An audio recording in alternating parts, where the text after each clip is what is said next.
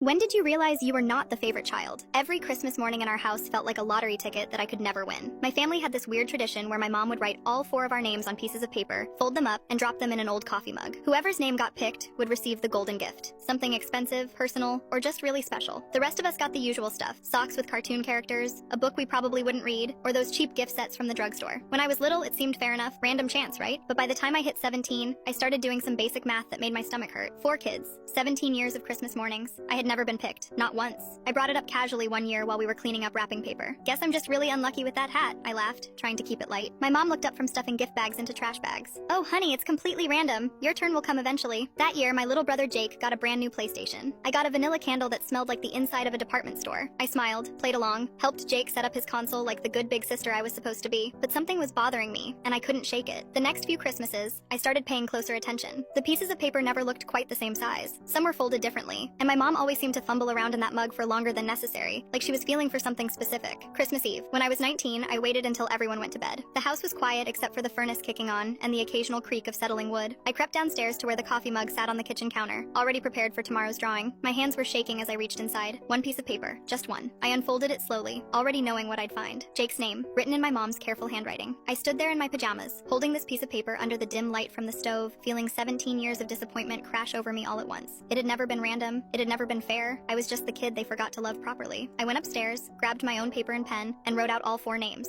I folded them exactly the same way, made sure they felt identical. Then I went back downstairs and dumped Jake's name in the trash before putting the real lottery in the mug. Christmas morning, I watched my mom's face as she reached into the mug. For the first time ever, she looked confused. She pulled out a name, looked at it, then glanced back at the mug like something was wrong. "Emma," she announced, her voice flat. My siblings cheered. My dad patted my shoulder. Jake looked genuinely happy for me, which somehow made it worse. My mom handed me a small wrapped box with this forced smile that didn't reach her eyes. Inside was a cheap bracelet from the pharmacy, the kind that turns your wrist